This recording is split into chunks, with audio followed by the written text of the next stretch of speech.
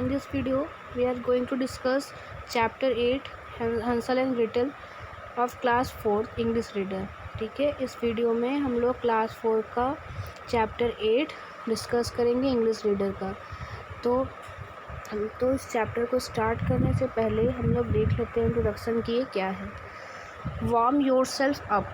Warm yourself up आपका ये introduction के लिए दिया होता है। इसको देखते हैं कि Hansel and Gretel is a well known fairy tale of German origin publish in 1812। Hansel and Gretel ये एक बहुत ही अच्छी जानी मानी या जानी पहचानी स्टोरी है जर्मन ओरिजिन की, जो कि 1812 में पब्लिश्ड हुई थी। इसमें हैंसल एंड ग्रेटल हैं जो कि एक छोटे भाई बहन है। Threatened by a witch living deep in the forest to house constructed of cake. मतलब कि धमकी दी इनको जो है एक घने जंगल में एक जो भूतनी होती है वो इनको धमकी देती है कि वह इन लोगों को मार देगी और खा जाएगी। ठीक है, वो जो जिस घर में वो रहती है भूतनी विच, वह किसका बना होता है, केक और कॉन्फेक्शनरी मतलब केक बिस्किट वगैरह का वो घर उसका बना होता है। तो the two children save their lives. लेकिन वो जो दो बच्चे होते हैं वो अपने आप को बचा लेते हैं, अपनी लाइफ बचा लेते हैं और विटिंग घर मतलब कि उसको चकमा दे के चालाकी से जीत जाते हैं, मतलब अपनी लाइफ को बचा लेते हैं। और आगे जानने के लिए हम स्टोरी को आगे पढ़ते हैं। तो once upon a time a poor woodcutter lived in a tiny cottage in the forest with his two children. एक समय की बात है, एक गरीब वुड कटर रहता है जो कि एक छोटे से कॉटेज में रहता है फॉरेस्ट में ही अपने दो बच्चों के साथ, हैंसल एंड ग्रेटल। ठीक है, तो हैंसल जो बॉय था, ग्रेटल लड़की थी। Hansel and Gretel had a step mother.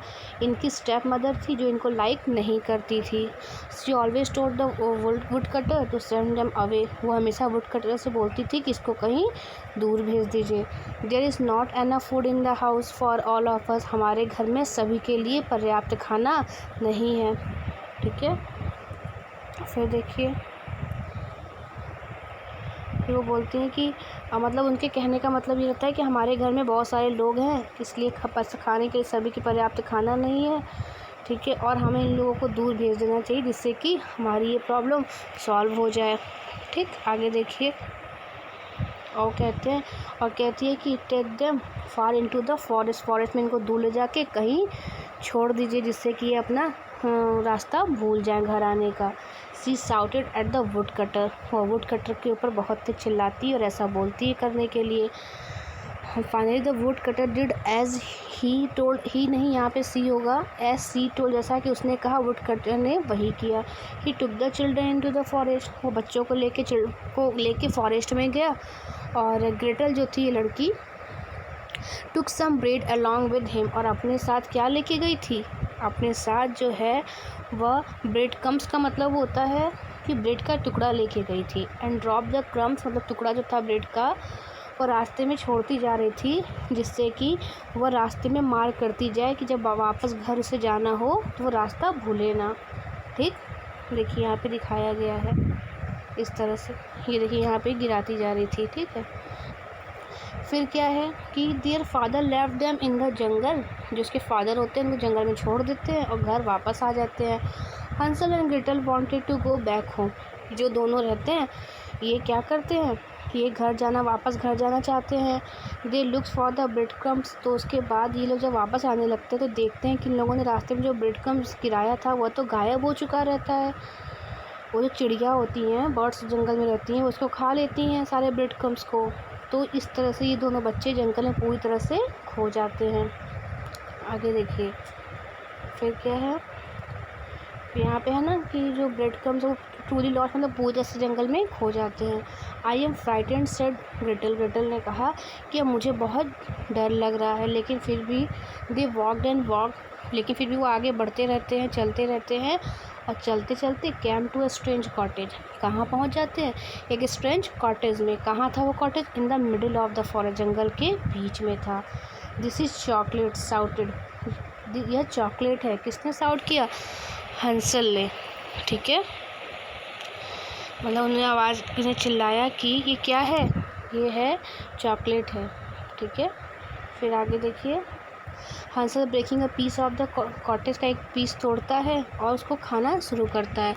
They were happy and start eating the piece of sweet cottage, और वे दोनों क्या होते हैं, काफ़ी खुश हो जाते हैं और खुश होके खाने लगते हैं। ठीक है, उसके बाद देखिए क्या होता है कि मतलब दोनों डिसाइड करते हैं कि वी विल स्टे हेयर। वो दोनों डिसाइड करते हैं कि हम लोग यहीं रुकेंगे। हंसल बोलता है they were just about to try a piece of biscuit door when it slowly open. उसके बाद जब वो बिस्किट का बना हुआ डोर होता है, दरवाज़ा होता है, जैसे ही उसको खाने के लिए कोशिश करते हैं, शुरू करते हैं, वो जो दरवाज़ा होता है वह खुल जाता है। फिर क्या, well well said an old women. फिर बूढ़ी औरत वहाँ पे एक आती है और कहती है कि वेल वेल मतलब कि हाँ अच्छा है, आओ अंदर आओ। ठीक है, बुलाती है कम इन, अंदर आओ।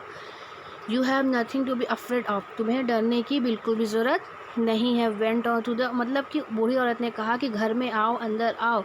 ठीक है, वह डरने की थोड़ी भी ज़रूरत नहीं है।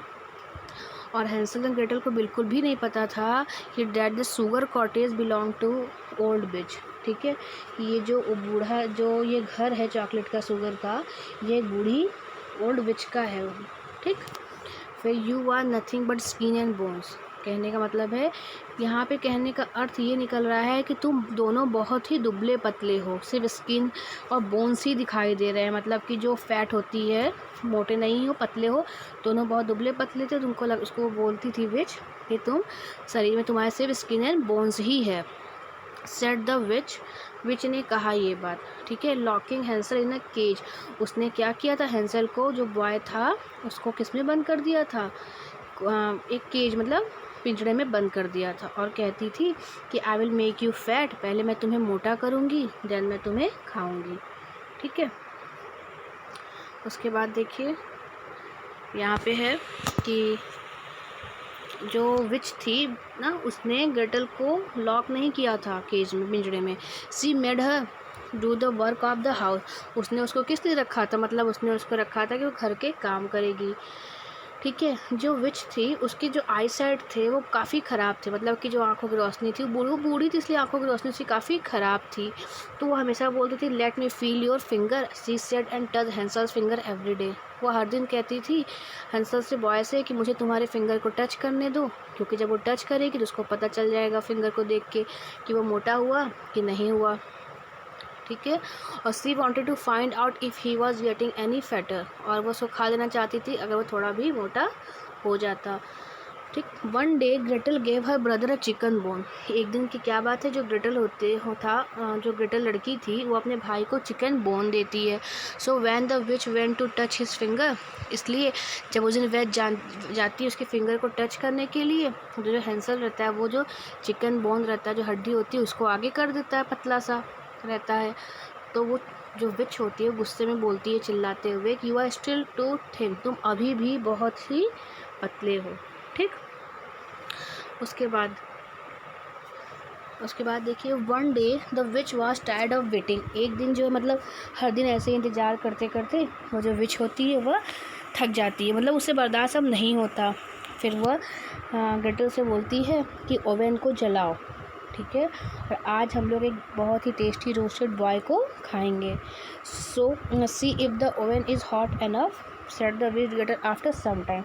ओवन जलाने के कुछ देर बाद वो बोलती है वह विच ग्रेटल से कि देख के आओ कि ओवन जो है वो काफ़ी गर्म, मतलब गर्म हो गया है कि नहीं हो गया है। तो ग्रेटल बोलती है कि नहीं, मुझे नहीं पता कि वह गर्म हो गया है कि नहीं हो गया। मतलब वो नाटक करती है कि उसे नहीं समझ में आता कि कब ओवन ज़्यादा हॉट होता है। ठीक है, तो वो गुस्साते हुए चिल्लाते हुए विच बोलती है ग्रेटल को यूज़लेस चाइल्ड, मतलब बेकार बच्ची, लड़की। ठीक, फिर बोलती है वो witch I will see for myself, shouted the witch चिल्लाते हुए बोलती है कि तुम एक बेकार लड़की हो, खैर छोड़ो, मैं ही देख लूँगी। But when the witch bend down to check the oven, जैसे ही वह जाती है ओवन को चेक करने के लिए कि ओवन गर्म हुआ कि नहीं, Gretel pushed her and shut the oven door. ठीक है, जो ग्रेटल रहती है उसको ओवन में धक्का दे देती है और उसको दरवाजे को बंद कर देती है। That was the end of the which, मतलब कि फिर क्या होता है, अब किसी को आग की भट्टी में धक्का देंगे तो जल जाएगा ना, तो वैसे वो पूरी तरह से जल जाती है। Gretel open the cage and set her brother free. उसके बाद वह केज ओपन करती है, मतलब जिसमें उस भाई को उसके बंद करके रखती है पिंजड़े में, उसको ओपन करती है, उसके भाई को फ्री करती है। They stayed in the cage for some more days. कुछ दिनों के लिए वो दोनों उसी केज में रहते हैं और जो चॉकलेट का कॉटेज रहता है उसके टुकड़े को ही थोड़ा थोड़ा खाते हैं। Then they found a big chocolate egg. उसके बाद उसको उन दोनों को क्या मिलता है, विच का जो कबर्ड रहता है, अलमारी रहती है, उसमें चॉकलेट का एग मिलता है। और जब उस एग को ओपन करते हैं या तोड़ते होंगे, खोलते होंगे, उसमें उन लोगों को क्या मिलता है, गोल्ड कॉइन्स मिलता है। ठीक है, फिर देखिए the witch is now burn to ashes. कहने का मतलब है कि the witch is now burn to ashes का मतलब होगा जल के राख हो जाए। जो विच होता है वो विच होती है वो जल के राख हो जाती है। हैंसल बोलता है, जो लड़का होता है, कि विच तो आप जल के राख हो गई है, so we will take this treasure with us. सो ये हमें जो ट्रेसर है, मतलब जो ये अच्छी चीज़ें हमें मिली हैं, ये हमें अपने साथ रख लेना चाहिए। They set off into the forest to look for the way back home. उसके बाद वो सब पैक वैक करके सामान लेके फॉरेस्ट में चले जाते हैं ताकि वो घर वापस जाना स्टार्ट कर दे, रास्ता ढूंढने लगे। Luck was with them. उनका लक उनके साथ था। They saw their father coming towards them crying.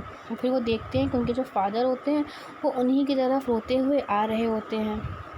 You step mother is dead. वो बोलते हैं कि तुम्हारी जो स्टेप मदर है वो मर चुकी है। आई एम सो सॉरी, मुझे माफ़ कर दो। Please come back home, please घर वापस आ जाओ। My children said the father. Father बोलते हैं जो तुम्हारी स्टेप मदर है वो मर चुकी है और मुझे माफ़ कर दो और तुम दोनों बच्चे वापस घर आ जाओ।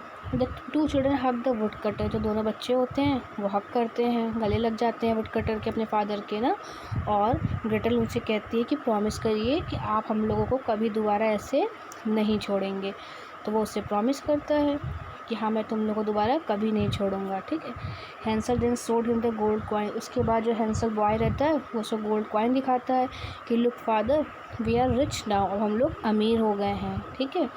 और you will never have to chop wood again. अब तुम्हें या आपको दोबारा जंगल में लकड़ी काटने की ज़रूरत नहीं है। उस दिन के बाद से दोनों बच्चे और उनके फादर हैप्पली वहाँ रहने लगते हैं। बस, तो इस स्टोरी में इतना ही। ये स्टोरी यहाँ पे कंप्लीट होती है। इसकी वर्ड मीनिंग भी यहाँ डिस्कस कर लेते हैं। वैसे मैं PDF भेजूँगी वर्ड मीनिंग का, लेकिन फिर भी मैं एक बार आपको समझा देती हूँ। स्टेप मदर मतलब नॉट रियल मदर, मतलब कि सौतेली माँ। ड्रॉप्ड मतलब होता है ट्री, मतलब फेंकना। स्ट्रेंज मतलब अपरिचित, अनयूजुअल। सेट ऑफ मतलब स्टार्टेड अ जर्नी, अपनी यात्रा शुरू करने को कहते हैं। क्रम्स मतलब होता है पीस ऑफ ब्रेड, मैंने बताया था ना, ब्रेड का टुकड़ा। और विच मतलब ones who perform the super natural, जो चुड़ैल वगैरह भूत वगैरह होती है, भूतनी, उनको बोलते हैं। आई साइट मतलब होता है विजन, मतलब दृष्टि। ट्रूली मतलब इन फैक्ट या रियली, मतलब वास्तव में। और कबर्ड मतलब होता है प्लेस ऑफ फॉर स्टोरी, मतलब अलमारी वगैरह को बोलते हैं। ट्रेसर मतलब होता है कि बहुत ही वैल्यूएबल थिंग, मतलब कि काफ़ी कीमती चीज़। और हग्ड मतलब एम्बैरेस्ड, तो काफ़ी मतलब खुश होना, हग्ड कर लेना, उसको गले लगाना। ठीक है। तो बस इस वीडियो में इतना ही। बाकी हम एक्सरसाइज नेक्स्ट वीडियो में डिस्कस करेंगे। ओके।